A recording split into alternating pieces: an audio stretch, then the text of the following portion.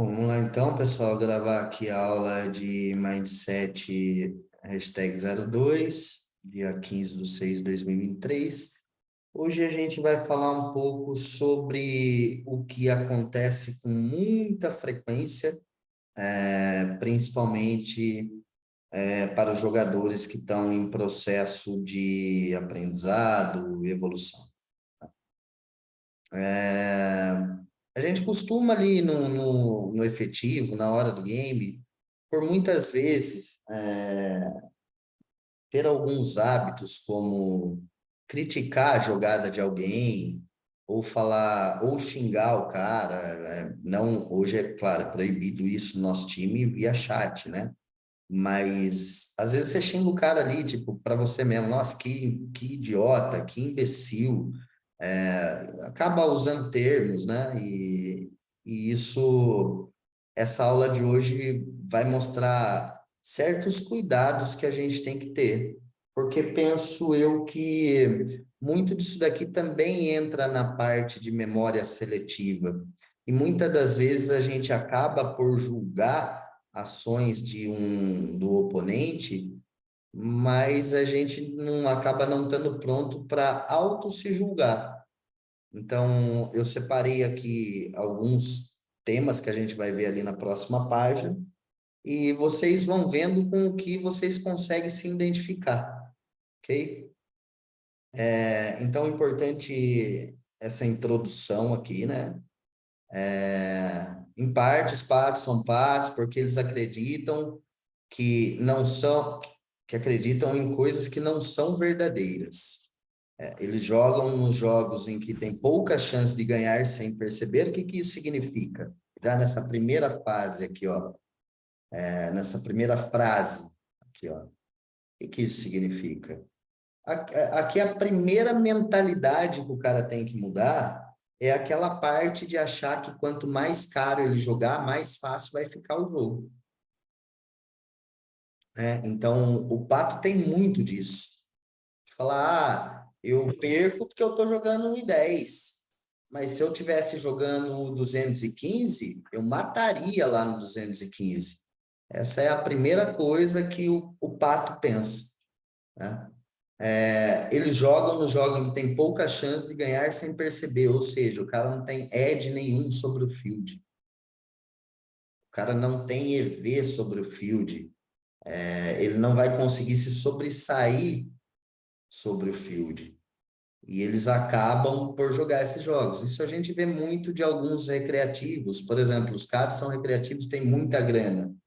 Pô, mano, os piranha do jogo ali fica felizaço quando vê esses caras chegar na mesa, tá ligado? Porque é muito fácil jogar contra esses caras, né? Jogar contra os patos. Enfim, no resumo, eles jogam mal e acreditam que jogam muito bem. Eles são dominados por outros jogadores e acreditam que tiveram azar. Isso é um fato. Isso é um fato. Isso é uma coisa que quando o cara tem a mentalidade de recreativo, é sempre isso daqui. Ah, esse cara ganhou por sorte. Eles pensam que o seu jogo não precisa de evolução e até mesmo se precisasse, não teriam a menor ideia de por onde começar. Eles não têm nenhuma compreensão do que eles podem ou não podem controlar nas mesas. E muitas vezes pensam: eu sabia que o rei estava vindo, ou eu sempre ganho com as dama. Isso daqui é um padrão tipo do cara que hoje vocês têm aí no field de vocês, que é o field ainda micro, vamos dizer assim. Tem alguém já jogando low aí? Tem, mas você vai encontrar ainda basicamente 80% daqueles jogadores que eu sempre cito. É exatamente esse o pensamento desses caras. Por isso que hoje, por exemplo, o estudo de MDA, ele funciona muito bem, né? Porque o MDA ele vai te dar números em cima do que a população faz, né? E aí vai se enquadrar muito nisso. Agora, o que eu queria saber aqui, e até vocês podem comentar no chat, vamos tentar ser um pouco participativo, interagir aqui de uma forma legal. Algum de vocês aqui se identificou com essa primeira parte aqui?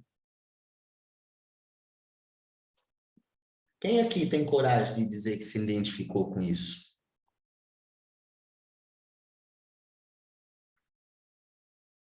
Ninguém. Vai, fala a Ó, eu me verdade. identifiquei mais com a Fala a parte verdade, vai. de ficar reclamando dos caras jogando mal, sendo que Sim, eu tô ganhando dinheiro deles, né? sim, sim.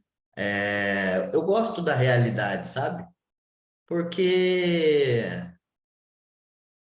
eu, com mais de 10 anos de profissional de poker, quando comecei a estudar sobre isso daqui para poder formular as minhas aulas, é, eu tive vários choques de realidade. E aí eu tô aqui com 21 players, que a maior parte deles é iniciante, e ninguém se identificou com isso daqui. Ah, antes de entrar pro time, eu era assim, Rafa. Ok. E a galera nova que chegou agora pro time aí? Quem é esse aí? Ainda se identifica com isso daqui? Olha, Rafa, no início do ano eu jogava assim mesmo. Mas aí eu comecei a perceber que eu tava perdendo muito dinheiro nessas decisões erradas, sabe? Aí eu comecei a melhorar esses leaks que eu tinha. Hum, Principalmente Ás e Dama, eu continuava apostando sem sentido nenhum, sabe? Um bordo com a textura que não encaixava nada. ok. Bacana. Eu acho que um ponto de partida nosso aqui, muito importante para você conseguir dar o seu próximo passo, sempre vai ser reconhecer os seus leaks. E hoje a gente está falando de parte mental, e eu sei que, principalmente para a galera que tem pouca experiência ainda como profissional, se joga, faz muitas ações ali nos torneios mais baratos, o torneio que não é o topo da grade dele do dia, acaba modificando o próprio jogo por ter muito de falar assim, esse cara pensa dessa forma. E aí, onde entra isso? Você acaba sendo um desses caras sem perceber, porque você passa a inventar jogadas na sua cabeça que estão completamente fora do que você efetivamente está estudando e aprendendo, porque você quer, de alguma maneira, é, tornar explorativo esse jogo baseado no field que 80% age desta maneira aqui.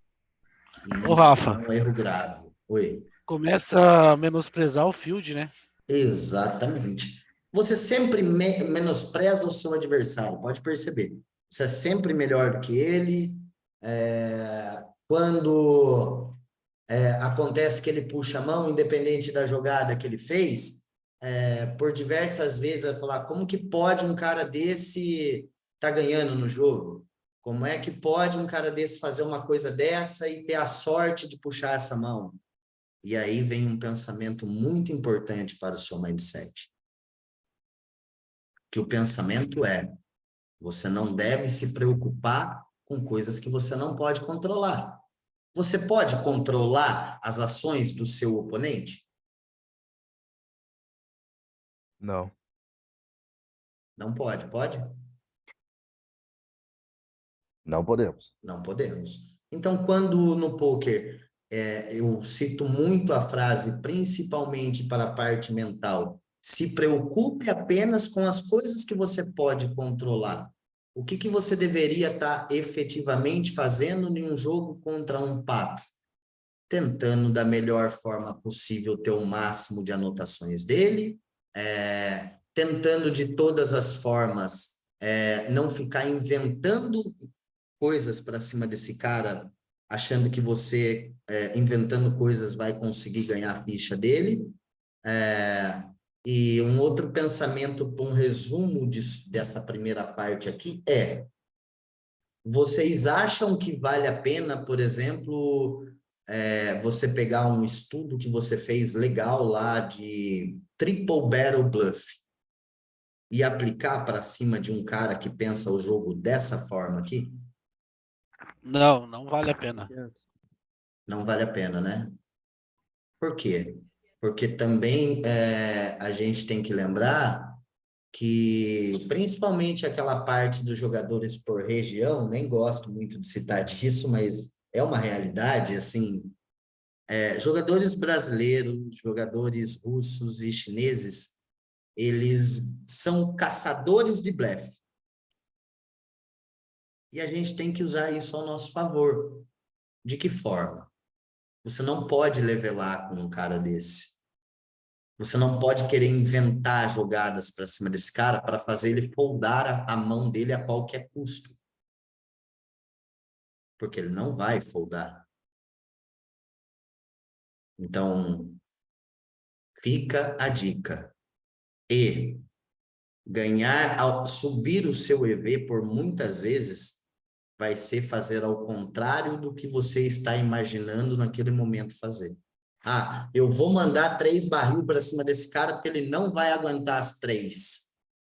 Pô, já sei que se o cara acertou o top pair, acabou, mano. Ele vai pagar tudo. Vai pagar tudo suas fichas, vai pagar todos os boletos vencidos que você colocar lá no River, vai pagar tudo.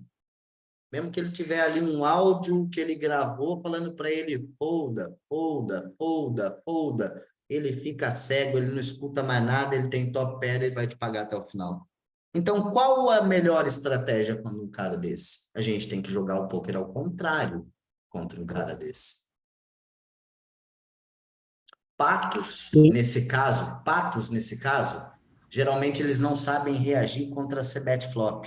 Ali você já sabe se o cara tem alguma coisa ou não. E aí entra a parte do range percebido. Ok? A terceira parte não tem valor, cara, não inventa moda, não tente fazer esse cara foldar a qualquer custo. Não tente. Vai dar muito errado. Agora, quando você tem valor contra um cara desse, faz ali size baixinha flop. Sentiu que é aquele cara que tem o apego do segundo par, que ele tem o apego porque ele vai pagar até o river para acertar mais um par, ou ele tem um par na mão e ele acredita que ele vai trincar turn river, e ele não vai foldar, mano, bomba, filho. É o cara que não folda. Pode extrapolar size, pode partir para o que a gente chama de size, o que a gente chama de construir uma size contra range inelástico. Esse é o tipo do cara que se eu betar pote, ele paga. Ele só paga. Se eu betar 150 do pote, ele vai pagar igual. E se eu betar 10% porque eu quero fazer uma blocking bet contra esse cara, eu tenho um segundo par. Eu acho que esse cara me paga ainda com o último par. Se eu fizer uma size de 15% river. Ele não vai me dar volta. Ele não tem potencial de transformar as mãos dele lá em blefe no river.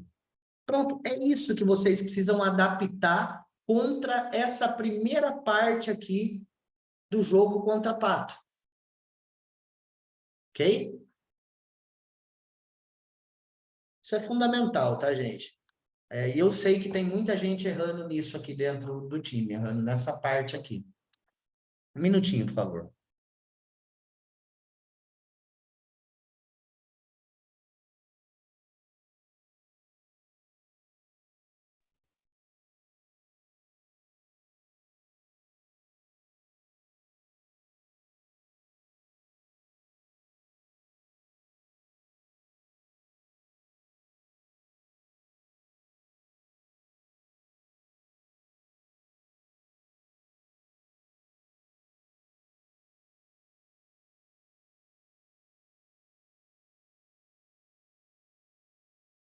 Ok, pessoal, dando continuidade aqui, então,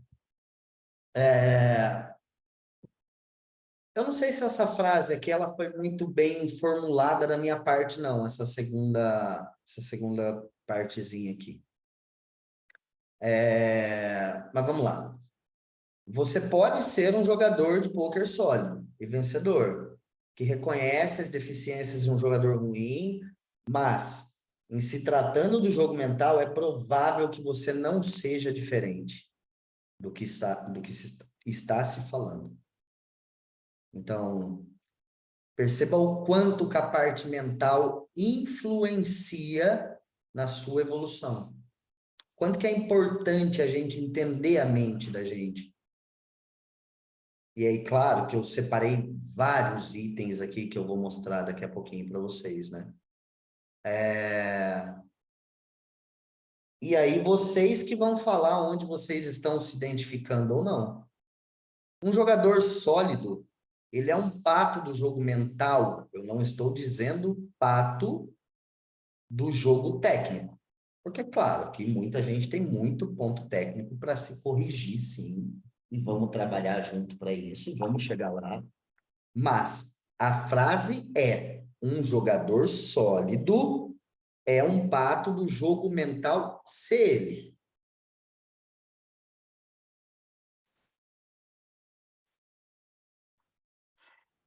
Ok, a primeira parte aqui, ó.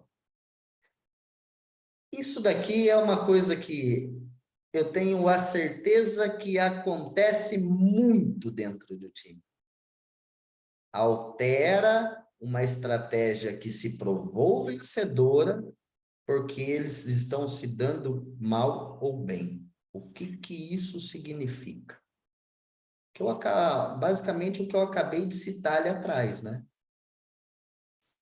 Você estuda, faz o documento de estudo, aprende o que que é uma jogada efetivamente com EV positivo, mas aí, por você estar jogando contra um cara que você está lá chamando de idiota, está lá xingando o cara, você vai lá e muda toda a estratégia que você aprendeu. Quem aqui se identifica com esse primeiro item? Eu me identifico. Quem mais? Eu gosto de honestidade, hein, gente? Quem mais? Eu também. Eu também me identifico nessa parte aí. Eu também me identifico com essa parte aí. Ok, bacana. Quem não quiser soltar microfone, pode colocar no chat, vamos interagir. Ok, tá. Então, eu sei que tem muitos aqui que se identificam com isso. E aqui entra uma outra parte, gente, que eu iria deixar um pouco mais ali para a parte da aula de Mindset 3, mas acho que é fundamental eu falar muito sobre essa frase em todas as aulas, que é o tilt inconsciente. E aí, o tilt inconsciente é a parada que você precisa se conhecer para identificar quando você está jogando tiltado inconscientemente. E quando você passa a ter conhecimento técnico de uma jogada que é EV positivo, mas passa a mudar completamente a forma de jogar, simplesmente pelo fato de que agora você está jogando contra um pato. E aí o seu tilt inconsciente faz você tornar um pato da parte mental. Porque você não está preparado ainda com a sua mente.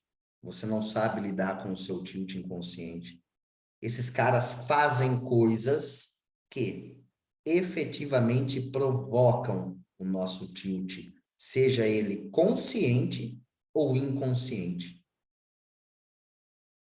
Então, se você está estudando parte técnica, está preparado para fazer uma jogada que sabe que é lucrativa, está preparado para saber o que tem que fazer para ganhar dinheiro contra esses caras e está preparado para saber o que não pode fazer contra esses caras.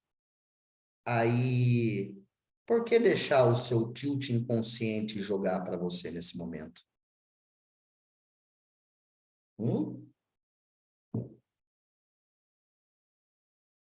Por que não parar, respirar, refletir sobre o que a gente está conversando, lembrar dos pontos principais do que é jogar contra um pato? E se você hoje é o cara que faz isso, você é o pato. Na verdade, ao invés de você no resultado final, deveria ser o cara que não deveria se preocupar com o resultado da mão se você fez o que deveria fazer. Porque em um longo prazo, quem vai estar assinando o cheque vai ser o Pato. Sempre no final do jogo, quem vai estar assinando o cheque é o Pato. Ok? Alguém quer falar mais alguma coisa sobre esse primeiro item? Ou podemos passar para o segundo? Eu acho que o erro mais clássico, eu sou iniciante, estou na minha segunda aula, ainda nem grindei, mas eu acho que o erro mais clássico contra esse tipo de jogador é jogar um pouquinho mais loose contra eles, né? Acho que era o erro que eu mais cometia, aproveitar que eles Ponto. estavam entrando em vários esportes e tentar entrar contra eles.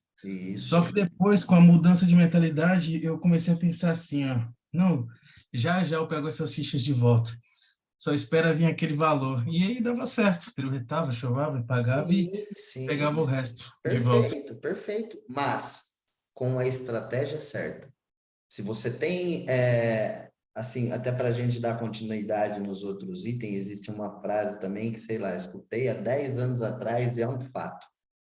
Quando você chega em uma mesa de pôquer, uma das primeiras coisas que você tem que fazer, aliás, a primeira coisa que você deve prestar atenção e fazer efetivamente, qual é? Quem aqui sabe dizer para mim? Identificar o pato. Identificar os jogadores, né? Identificar os jogadores, dentro deles identificar quais são os seus alvos de buscar fichas mais fáceis, ok? Ou seja, identificar a mesa de uma forma geral, porém, a gente vai ter, junto a identificar a mesa de uma forma geral, a gente vai ter que, de imediato, tentar identificar quem são os papos da mesa, certo? Esse não é o ponto principal? Sim, o ponto principal. Ponto principal. Agora, quando a gente Ô, ô, procura e não identifica o pato, quem é o pato? é a gente daí. Nossa. Isso. Se você chegar numa mesa de pôquer e você procurou pelo pato e não encontrou o pato, você é o pato. Ok? Isso é Ô, fato. Rafa, Oi? disso que você tá falando aí, tem o inverso disso também, né? Você vai lá no Shark, você acha o cara tem 50k de ganho lá no PokerStars, você já dá uma segurada para jogar contra o cara e já não consegue aplicar aquilo que você estuda por um certo medo do reg ali. Sim, Tem isso também, né? tem, com certeza tem. Com certeza tem. Bom, vamos para o segundo ponto aqui, gente. E tem bastante aqui, bastante pontos. Segundo ponto interessante. Nunca reconhece quando alguém jogou bem contra ele. Ou acredita que todos que jogam contra ele são ruins e só tem sorte. Quem é que se identifica com essa?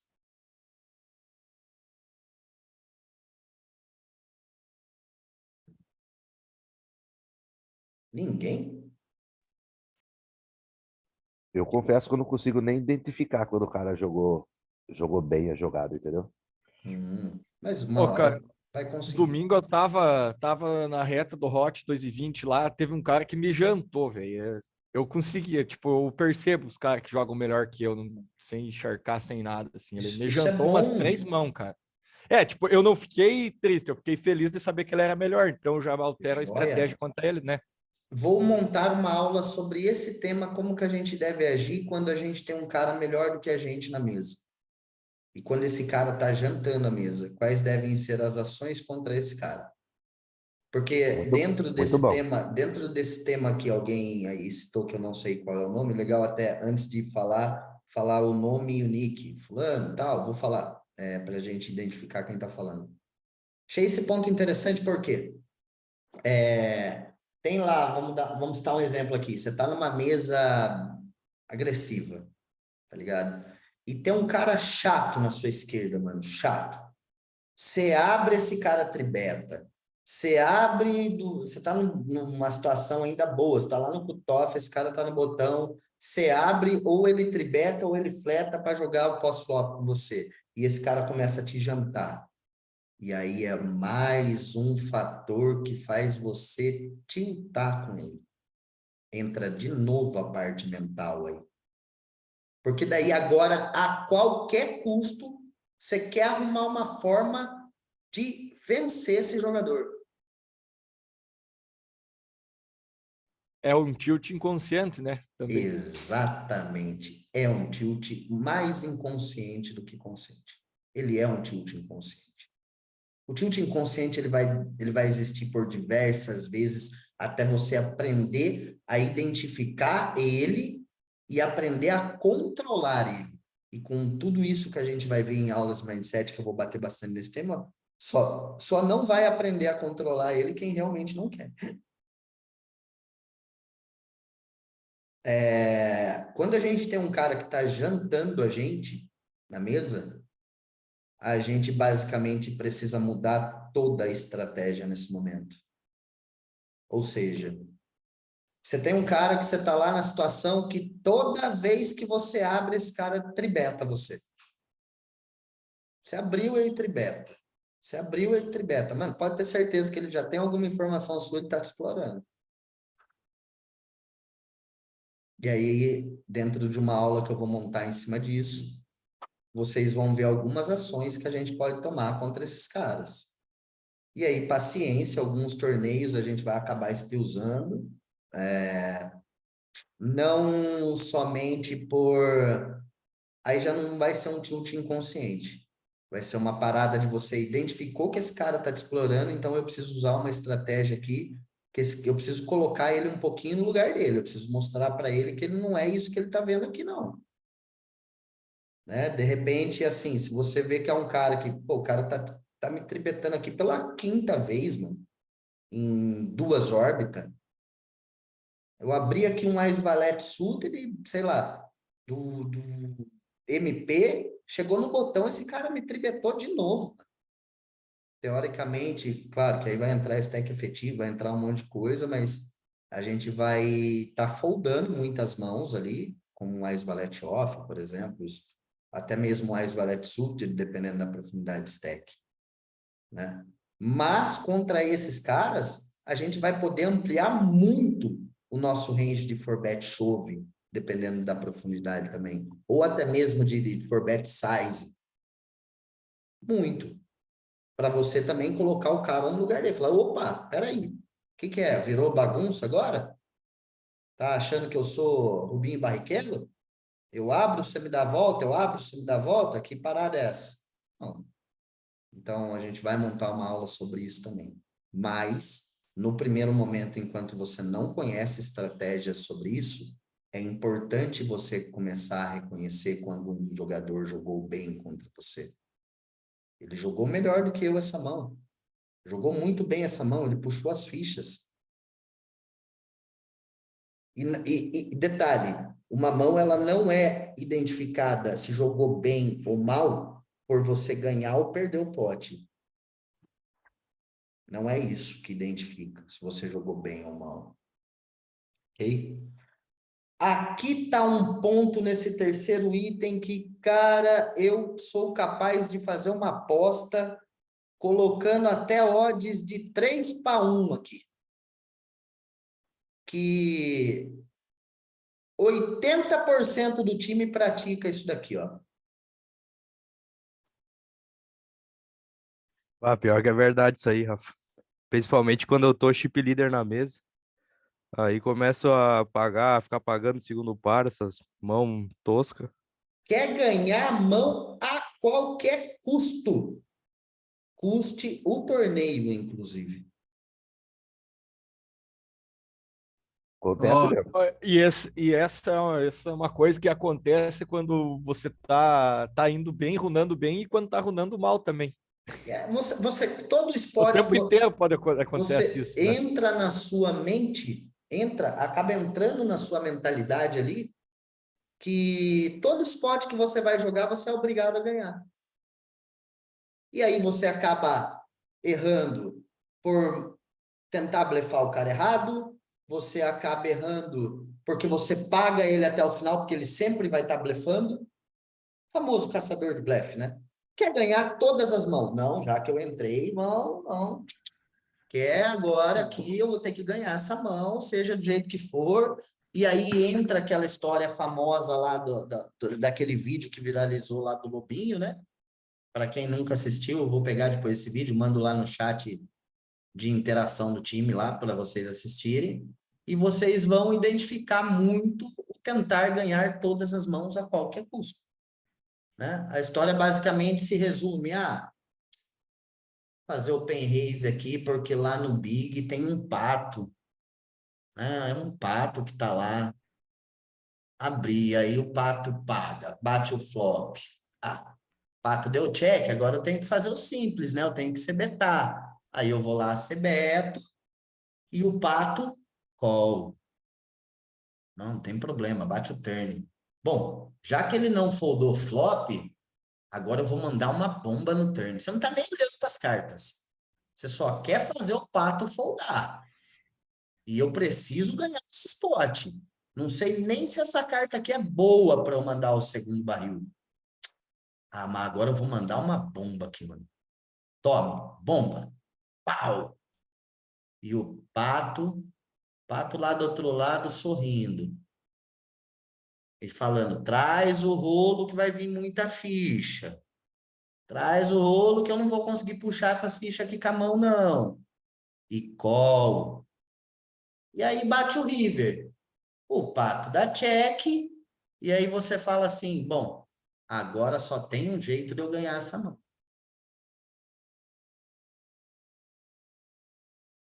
Agora só vai ter um jeito de eu ganhar essa mão aqui. Eu preciso ganhar ela. A win. Ganha uma lembrança no altar dos esquecidos do E torneio. lá do outro lado do mundo, lá atrás do computador, do outro lado, o cara sorrindo, falando assim, me belisca, call, call, call. Sabe? Então, gente, aprender no poker que aprender a foldar no poker, ou aprender a não tentar ganhar todas as mãos a qualquer custo, vai fazer você ganhar dinheiro também. O fold no poker, o desistir de uma mão no poker, o acreditar que o cara inventou uma história boa e mesmo que ele esteja blefando, você foldar aquela mão vai ser lucrativo, porque a história foi bem contada, é importante. Não tente ganhar todas as mãos, porque isso é impossível. Você precisa reconhecer, entender sobre ranges percebidos, entender quando o cara contou uma história boa para você. Ou também tem aquela, né? No River, o cara fala bem assim, não, 30% das vezes eu tô ganhando nesse spot, então eu vou pagar. Aí ele usa, assim, você acaba usando 1 milhão de desculpas para puxar aquele pote, né? E aí, gente, não pode, isso aqui não pode acontecer. Porque agora você já percebeu, se você é uma pessoa que tenta ganhar todas as mãos a qualquer custo, você é um pato na parte mental do jogo. Ok? Item 4. Acha que o resultado final de um jogo pode ser alterado gritando, orando ou jogando uma mão favorita. E aí, quem aqui se identifica com isso? Só Ah, no eu, home game. eu sempre peço o jogo, eu peço a carta, mano. Entendi. É, eu O meu fico, favorito é eu a fico Isaias, pô. Aí, girando ali o mouse em cima do River, esperando a carta vir. Legal, legal. Daí muda a carta, né? Sim. Muda uma vez a cada 30 flop, a cada 30 texturas de bordo, né? Mas Sim, aí sim. quando bate é o que tá valendo. Tem gente que pede carta ao contrário, pede para bater, porque assim, tem aqueles caras que fazem assim, né? Pô, toda vez que eu tô precisando de uma carta para bater, eu peço ela, ela não bate. Então, o que eu vou fazer agora? Eu vou começar a pedir a carta do cara que precisa bater dele. Já que eu peço a carta, ela não bate mesmo, então se eu pedir a dele, não vai bater. Tem muito disso, né? Aí ele pede a dele e vem a dele mesmo. Tipo, cara, não, pro cara que quer ser profissional, De novo, entra aquela parte do quê? De que a gente não pode se preocupar com as coisas que a gente não tem controle. Você pode controlar o que vai bater ou o que não vai? Gritando, orando, acendendo vela, jogando com a sua mão favorita. Você vai poder controlar o que o baralho vai te trazer nas strips? Foi a win no flop. Você vai poder controlar o que vai bater no turn ou no river?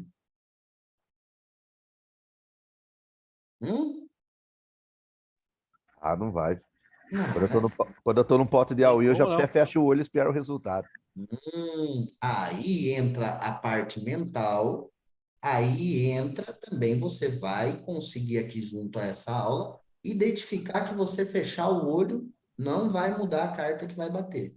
E que seria muito mais interessante você estar olhando para o que vai bater e entender que quando bate o que não poderia bater, aquilo não deveria estar afetando sua parte mental, porque você deveria estar apenas preocupado em saber se você fez certo ou não. O resultado final da mão, ela não pode alterar a partir do momento que você não tem o controle sobre o que vai bater. Exatamente. Inclusive, isso faz parte, não dá para você simplesmente ter uma evolução fechando o olho ou não.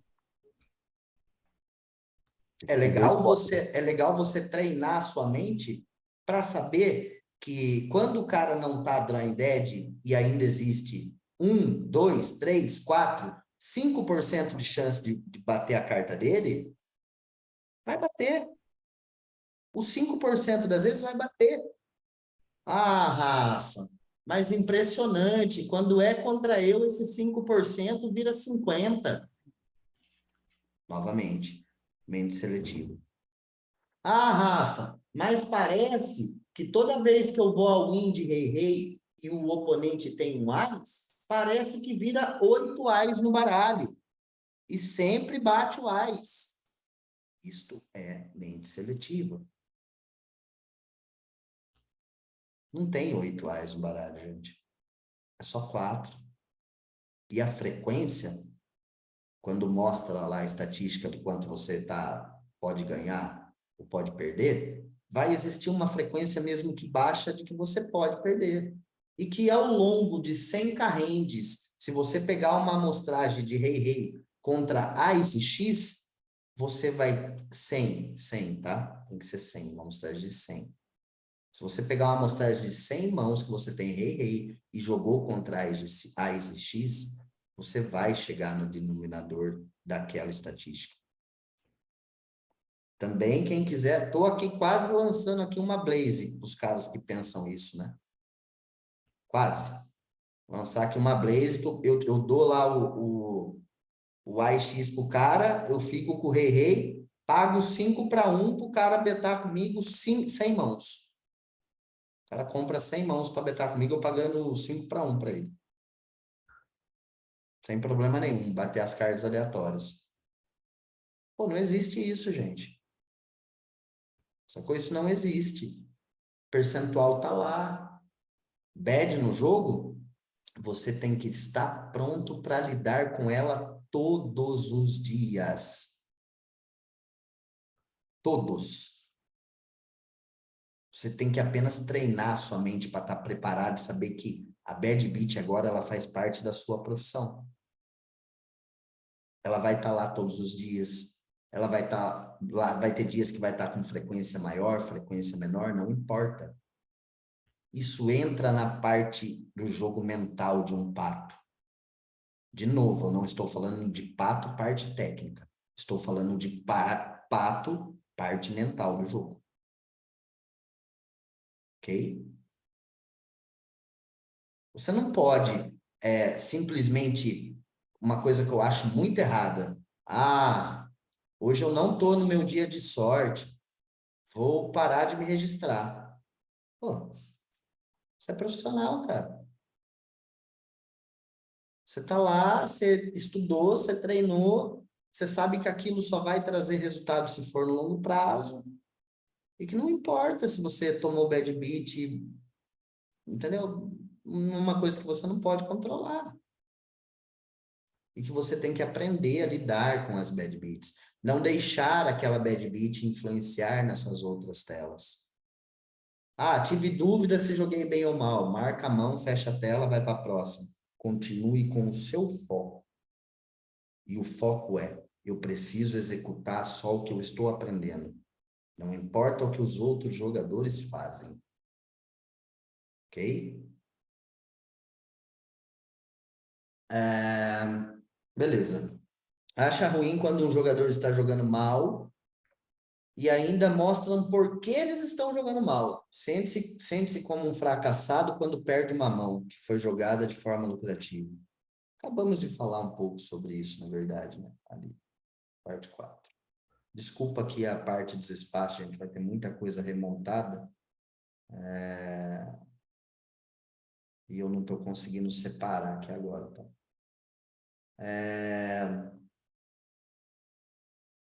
Basicamente, então, aqui, quem consegue se identificar com essa parte aqui, ó?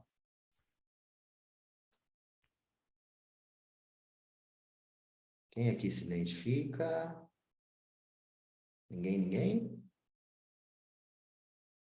Ô, Rafa, eu acho que entra naquilo que tu comentou da mente seletiva, porque a gente sempre se lembra mais da bad que a gente tomou, por exemplo, num par de rei.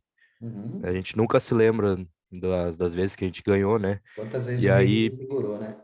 isso. E aí, tipo, às vezes tu tá no meio de um grind e aí tu acha que perdeu aquele par de rei, aí aquilo fica na tua cabeça e aquilo começa a pesar na tua mente, né? E eu acho que entra ali nesse de se sentir um fracasso porque a mão era uma jogada lucrativa. E aí entra naquele primeiro ali, né? Que é alterar uma estratégia que se provou vencedora porque tu está se dando mal, né? E aí, Quantas vezes aqui eu tiltado, até que inconscientemente falei assim, não, próximo rei que eu pegar, eu vou foldar para flop, reto.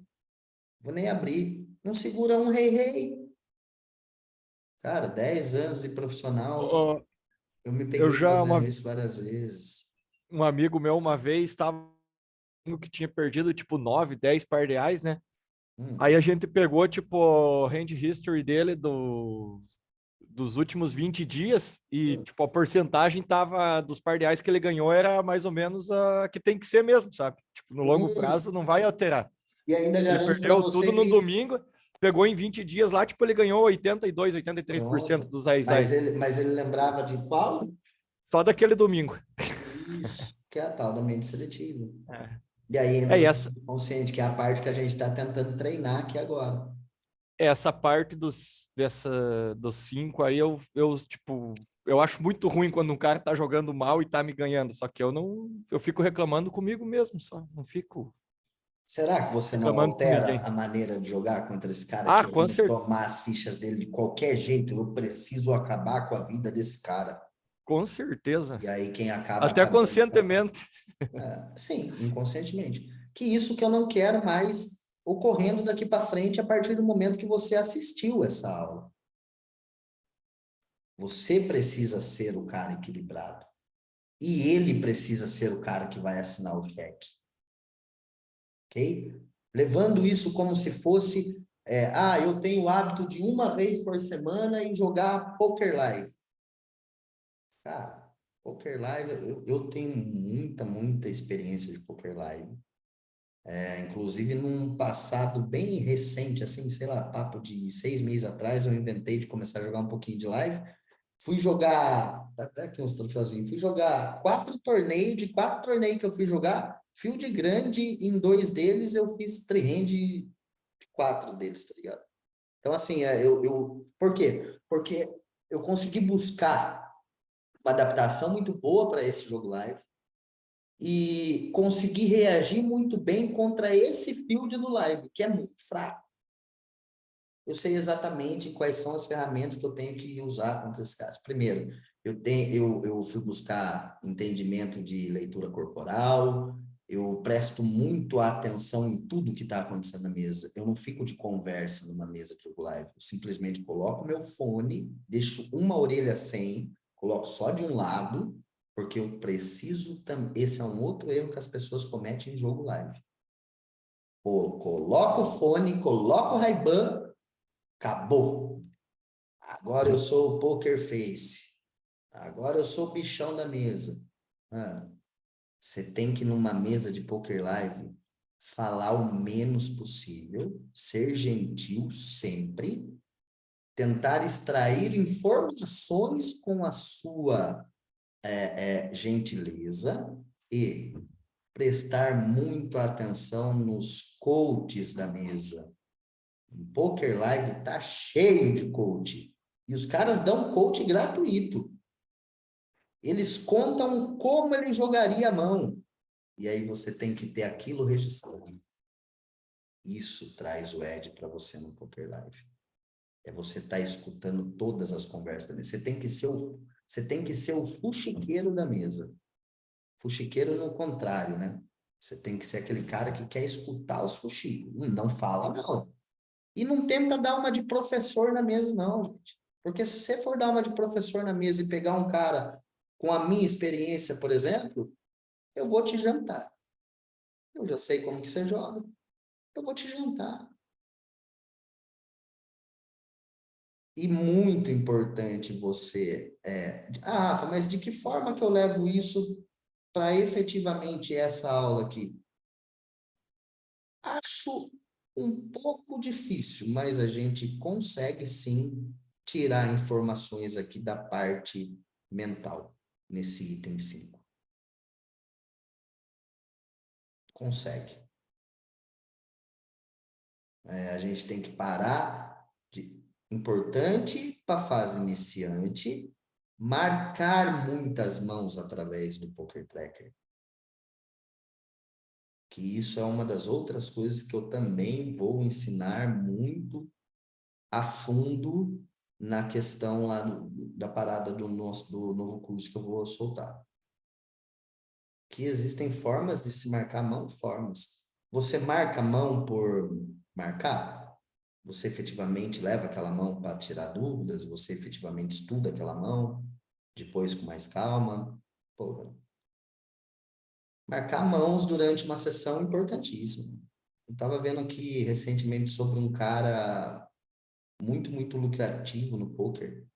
Cara que já tinha feito mais de 1.000 lucro. Só que ele viveu a imersão, né? Que é uma parada diferente. Viver a imersão. E ele era um cara que ele fazia 15 horas de sessão e simplesmente no final da sessão ele estudava pelo menos 5 mãos de que ele tinha marcado. O restante ele estudava antes de iniciar a próxima sessão. Mas ele fazia o estudo de 5 mãos todo final de grind dele. Por quê? Porque ele pegava a mente ainda Não, mano, muito que entrando fresca. aqui no chat, ó. Oi? Oi? Vamos tirar o cocô? Da onde? Tá? Tem um microfone aberto aí de alguém que fez cocô. Vamos tirar. Bem, vamos tirar.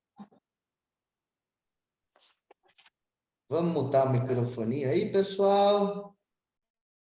Obrigado.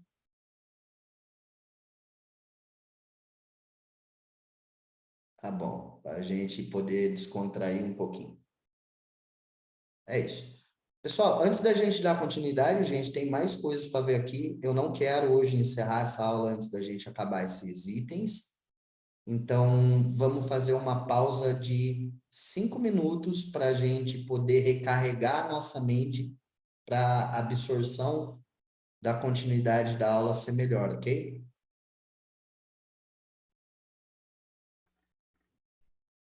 Retomando aí, estão vendo aqui minha tela? Pessoal? Sim. Ok, Sim, sim. ok. Sim. Tudo em ordem, tudo em ordem. Tá bom, vamos dar o segmento aí, então. Ok.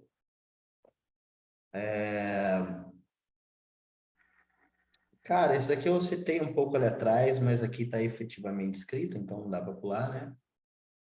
Acha que a solução para um jogo que não está indo bem é parar de jogar ou alterar os limites? Eu concordo e eu também discordo um pouco. Por quê? por muitas vezes a gente vai ter que dar passos atrás nos limites que a gente está jogando.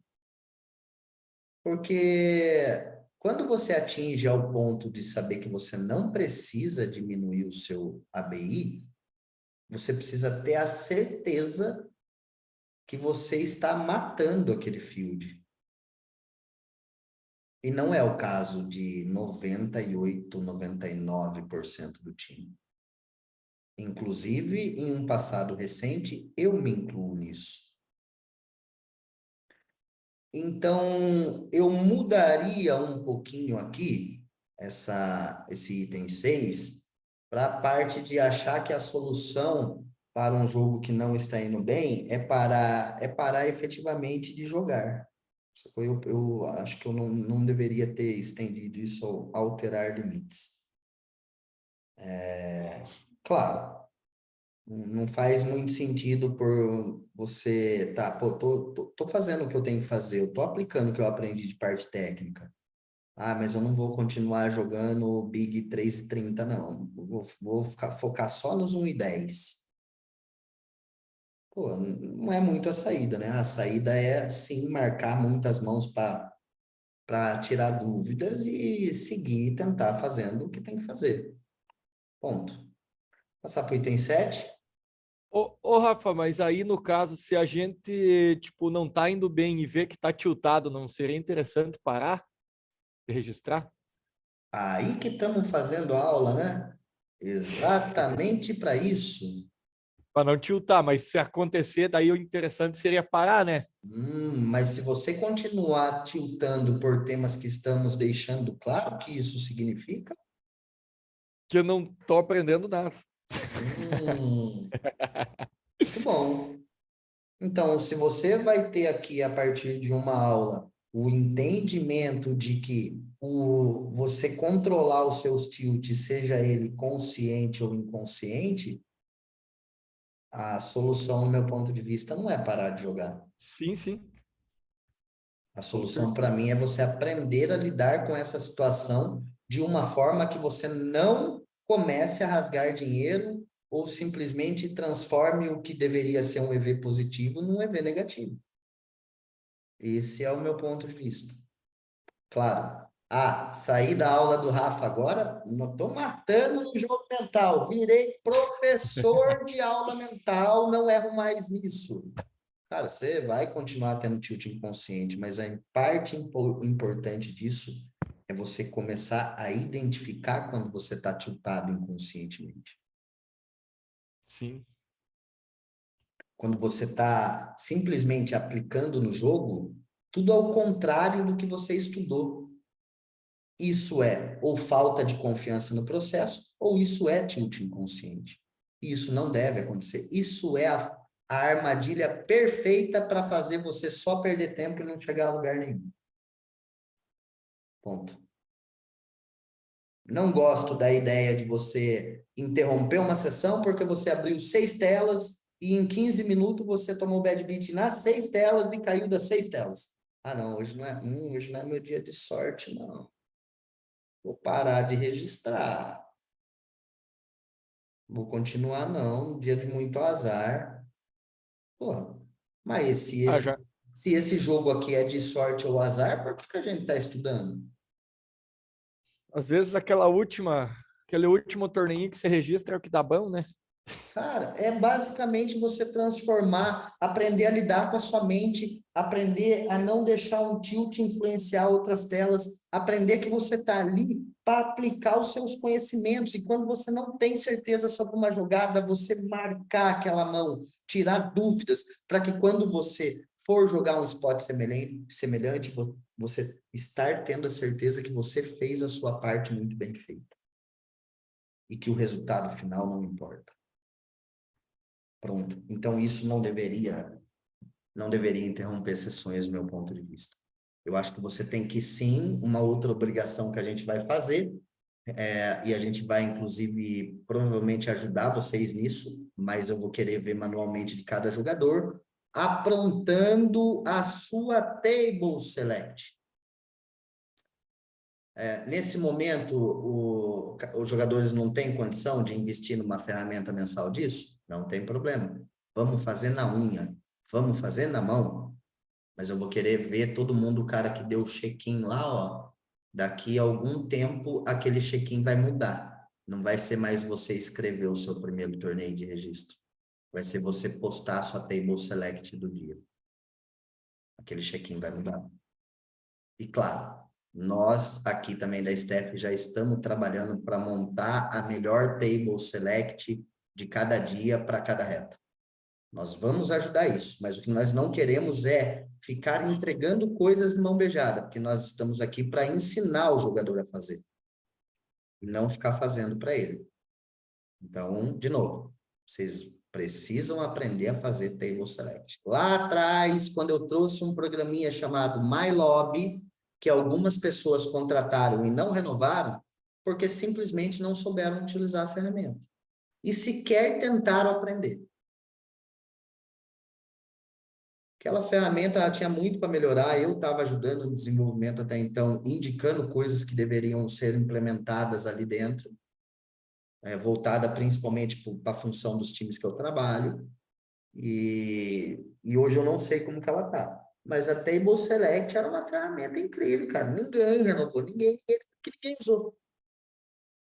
Simplesmente ninguém usou. E hoje a gente vai aprender a fazer na unha.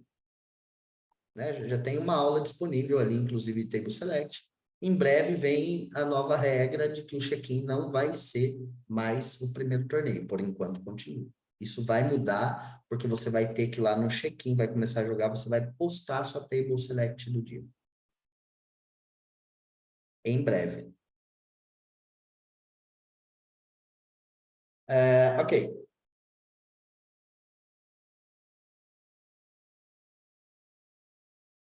Aqui.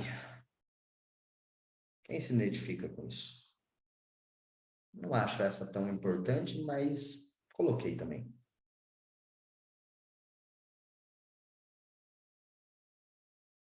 Gente, não tem como você fazer leitura de um livro, uma vez que seja, e você extrair mais do que efetivamente 15% das informações. Quem aqui concorda comigo? E quem aqui discorda do que eu estou falando? E não tem problema discordar. Você ler um livro, uma vez, você pegou e leu aquele livro de cabo a rabo.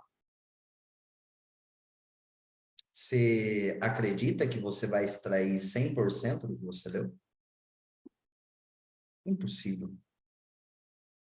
Eu transformo isso em, por exemplo, eu gosto muito de séries, filmes, até para a evolução da vida. E tem filmes que eu gosto de repetir e assistir ele, sei lá, 6, 7, 8 vezes. Porque cada vez que eu assisto aquilo lá novamente, eu aprendo uma coisa diferente. Imagina isso para livro.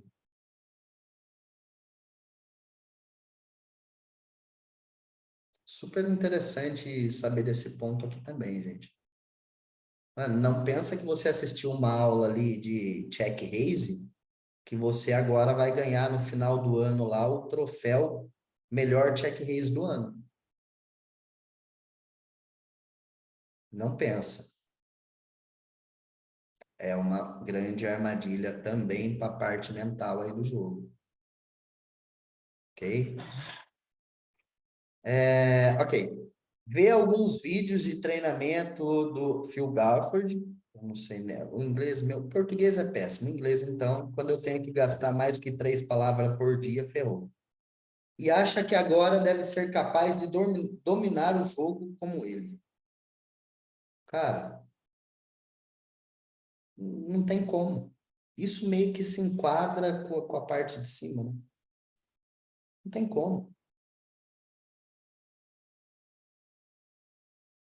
Você só vai realmente começar a matar o field, ter edge sobre o field, com muitas e muitas aulas. Quando a gente faz ali a obrigação do documento de estudo, aquilo foi uma metodologia que eu trouxe de um dos times que eu passei e que eu simplesmente entendi o porquê daquilo.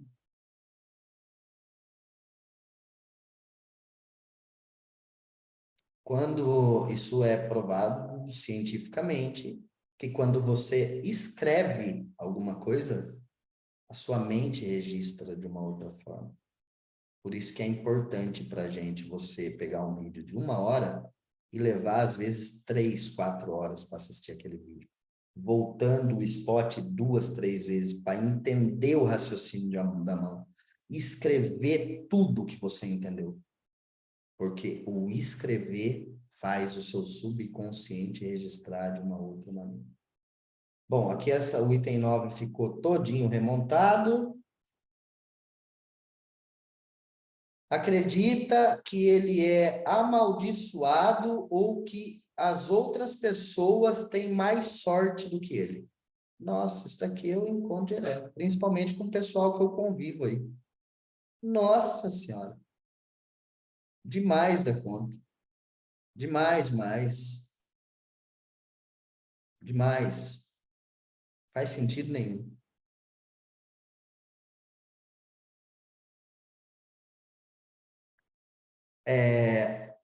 Dentro disso daqui, gente, existem mais algumas armadilhas para a sua parte mental.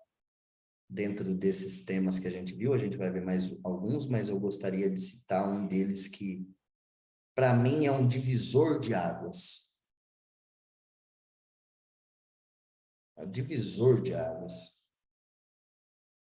O primeiro ponto, em cima disso. Jogador de pôquer tem um ego inflado. E esse ego inflado te traz um EV negativo muito, muito grande. Não deixe o ego afetar as suas decisões. Não deixe o ego interromper a sua evolução. Não seja o cara que fica arrumando desculpa para todos os spots que você não jogou bem. Não deixe o seu ego ser maior do que isso. O segundo ponto que eu acho muito importante em cima desses 3 últimos itens que a gente viu. Não pense que você é sempre melhor do que o adversário, o vilão. Não subestime o vilão. Porque você não tem como saber o quanto aquele cara está trabalhando do outro lado.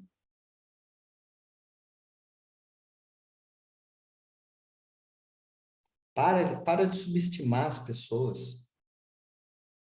Para de achar que você é melhor do que até mesmo um cara que você vê ele, de repente, vomitando as fichas em algum momento num torneio. Por quê? Porque, de repente, aquele cara pode estar simplesmente num momento de tilt inconsciente ou consciente e está fazendo merda. Cara, tem um monte de note meu aqui no PS, que eu fiz note em cima do cara, falando assim, esse cara colocou note de donk em mim, com certeza pela jogada que eu fiz em cima dele.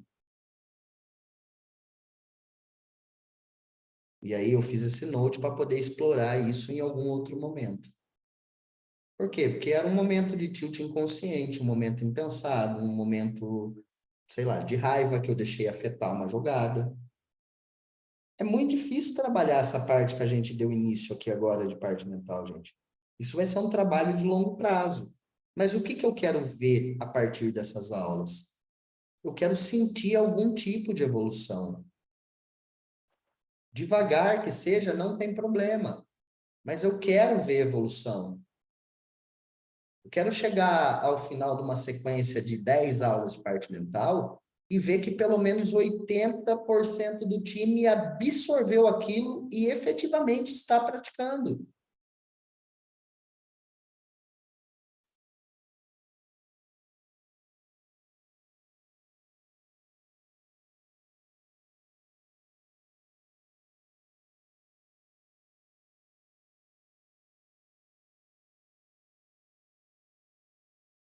Essa aqui eu não vejo sendo muito importante para a gente parar de discutir, não, que eu acho que se enquadra nisso daqui. Vamos pular para a próxima, para a gente até finalizar, porque a gente já está com muitas horas de aula aí.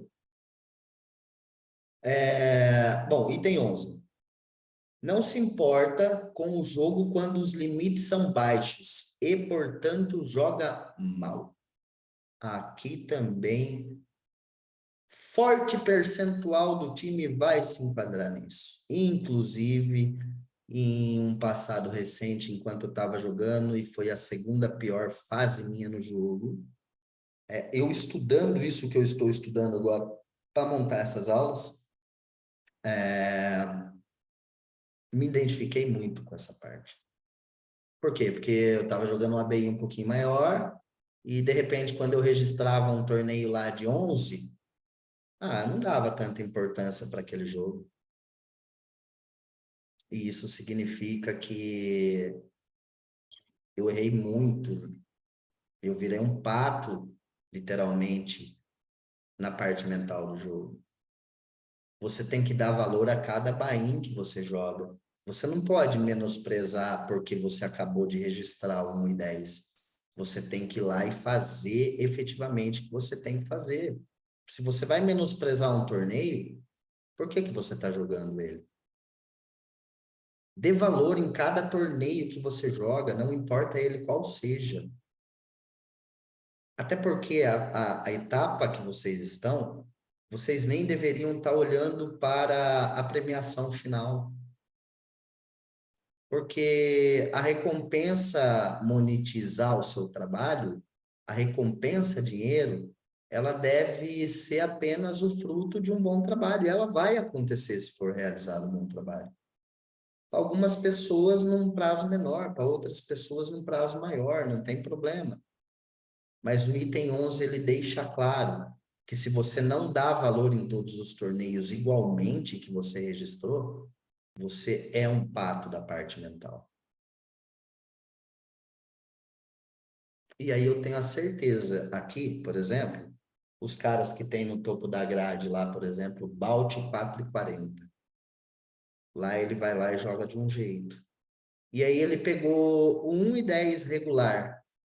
Lá ele joga solto.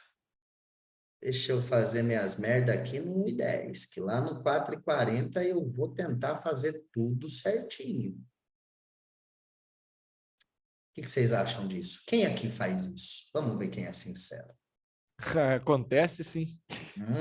No chat, quero ver no chat. Vamos, bora escrever no chat. Quem faz isso? Quem aqui dá mais valor para um torneio do que para o outro?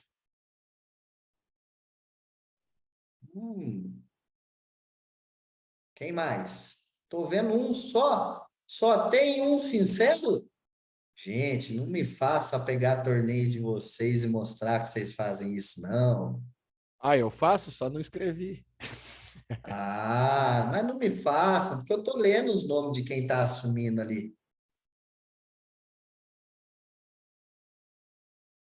Não me faça caçar nomezinho, que daí eu vou lá, vou pegar, vou ver como ele joga o topo da grade, vou ver como ele joga o bottom da grade. Seja honesto comigo e com você. Eu tenho como identificar isso. Eu quero saber aqui do time quem desvaloriza o bottom da grade, dando muito valor ao topo da grade.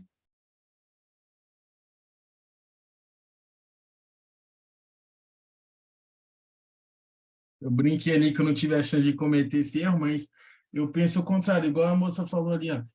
Eu curto mais os pequenininhos, assim, tipo, no GG tem um 0,50 de Builder. Caraca, eu pego mesa FT direto, eu gosto dele. Eu falo assim, não, isso aqui é manutenção da banca, sabe? Os outros é para Isso. forrar, aqui é manutenção da banca. Aí eu fico assim, poxa, eu jogo eles pra caramba. Nos outros tem que jogar igual também, porque o AVG que eu jogo sempre foi o mesmo. Isso, cara. Não Você muda, joga todos os dentro de jogos um são iguais. ABI e você tem que valorizar cada Não, torneio que registrou. Isso é muito, muito importante, gente. Vamos, isso aqui é uma das primeiras coisas que eu gostaria de ver vocês melhorando. Dando valor a cada torneio que você registrou. Valorizar, gente. Vamos dar valor em cada registro, ok?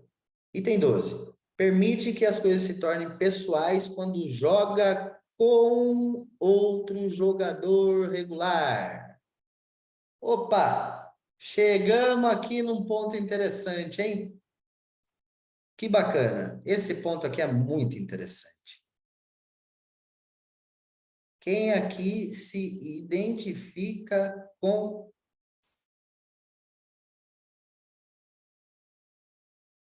este item?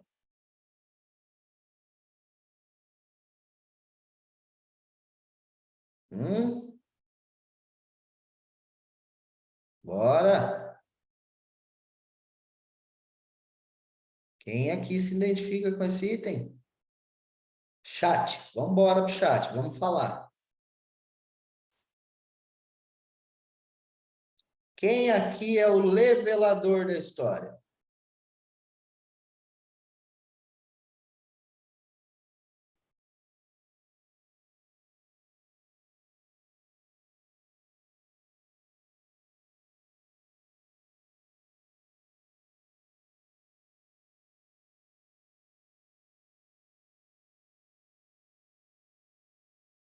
Ah, teve alguém que escreveu aí sobre o Dani Gelinho, só para você saber, ele é um reg fortíssimo no jogo, tá?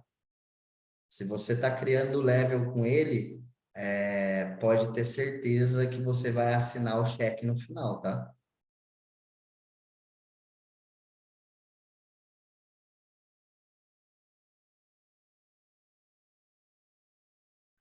Parem de criar level. Parem de construir coisas na sua cabeça. Parem de achar que o jogador deve pensar a mão como você está pensando. Pare de levelar. Pare de tornar um desafio pessoal tomar as fichas de alguém. Pare de levar isso para o pessoal. Faça só o que você tem que fazer. Faça o que você está aprendendo a fazer, conforme a sua evolução técnica. Ah, não, mano, esse cara que eu não aguento mais ele, não. Nossa senhora, vou dar um jeito de fazer alguma coisa com esse cara, mano. E aí você até sonha com o cara. Para de criar level. Ok? Em uma fórmula, level é igual a assinar o cheque no final do jogo. Sempre. 100% das vezes.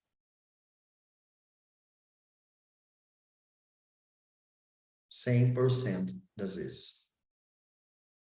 Detalhe, às vezes você fala, esse cara aqui tá levelado comigo. Ah, isso acontece muito. Esse cara aqui tá levelado comigo. Mano, às vezes o level é só da sua cabeça e o cara tá fazendo o que ele tem que fazer. Você tá levelado com o cara que não tá nem olhando para você. Tá só fazendo o que ele tem que fazer. E você criou um level pessoal. E aí você chega na mesa, uma mesa nova, tá lá o cidadão. Pronto. Opa! Enquanto eu não matar esse filho da mãe, eu não paro. Eu não paro. É ele abrir, eu vou jogar contra ele. Level. E aí você, mano, tilt inconsciente, você entrou na parte de que você não vai conseguir aplicar as coisas que você está aprendendo. Isso já afetou a sua parte mental. Level. Tome muito cuidado com isso. Level igual a assinar o cheque no final do jogo. E, pela parte contrária, muito importante você identificar de verdade quando alguém está de level com você. Porque daí, com uma boa estratégia, você vai tomar todas as fichas dele. Você só não pode entrar no level dele. Deixa ele levelar com você sozinho. Faça o que você tem que fazer, não mude. Não mude. Mas identificar level é importante. Esse cara aqui tem um level comigo. Legal. Vou fazer com ele o que eu tenho que fazer, porque dessa forma que eu vou ganhar as fichas dele. Se eu entrar no level dele, aí quem vai assinar o cheque sou eu. Ok? Opa! Chegamos no último item e bacana. Tá aqui. Conta histórias de Bad Beat para qualquer um que queira ouvir. Aliás, Conta para quem quer ouvir e para quem não quer ouvir, né? Esqueci de colocar esse detalhe. Enquanto não faz nada para melhorar a forma como ele reage às bad beats. Isso é muito, muito, muito comum entre os recreativos. Por isso que é proibido falar sobre bad beat no chats. Por isso que é proibido postar bad beat. Porque isso não pode fazer parte da sua vida. Aliás, história de bad beat de Texas Hold'em, sei todas. Todas, todas, todas. Quer contar para mim? Estou aqui, pode me chamar no privado. Cobro $5 para escutar a sua história. Já sei o final de todas, inclusive. Agora, de Omaha, eu ainda estou aceitando escutar, porque eu estou aprendendo ainda algumas coisas sobre bad beat de Omaha. Mas só aceite se for também da de 5 cartas, tá? Senão eu também cobro. Gente, brincadeiras à parte. Para de querer contar bad beat para os outros.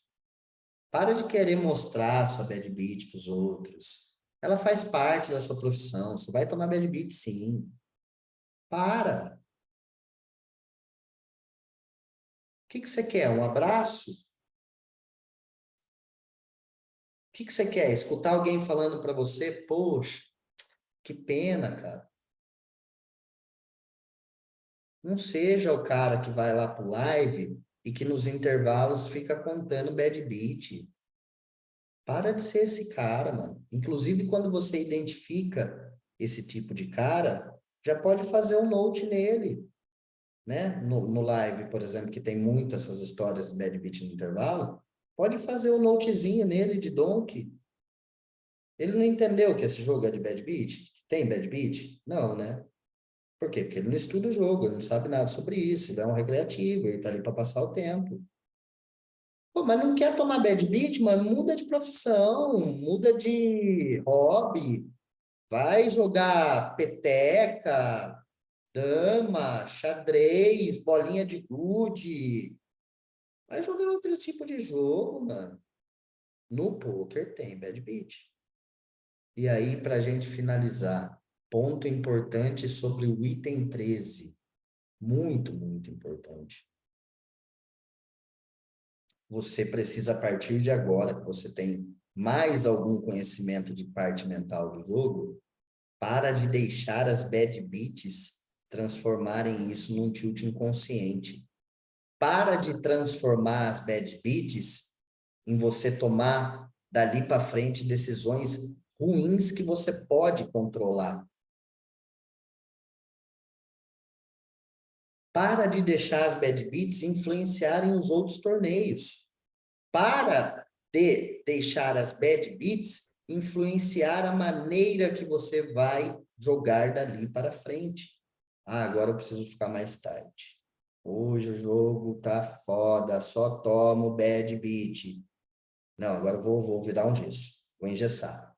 Tenho que jogar tight hoje, não é meu dia de sorte. Para com isso, cara. Vai lá e faz o que você tem que fazer. E assim, para o nosso time, para a galera iniciante, é importante acontecer o erro, sim. Porque a partir do seu erro, você vai aprender. E essa mão sendo postada e explicada, outras pessoas vão adquirir conhecimento. Erre, não tem problema. Mas faça o que você aprendeu. Não mude a sua maneira de jogar por level ou por bad beat. Só tente, a partir de agora, treinar sua mente para saber que isso faz parte da sua profissão, que vai acontecer todos os dias, e que não tem como mudar isso. E dentro de tudo que a gente viu hoje, aprenda a controlar, principalmente aprenda a identificar os seus tilts inconscientes. Ali é a hora de você respirar e só lembrar que você precisa se preocupar com o que você aprendeu, está praticando e se preocupar com as coisas que você pode controlar. Ponto. Segue o jogo. Ok? É isso então por hoje, gente. Agradeço muito a presença de todos e logo a gente vem com a aula de Mindset hashtag 03.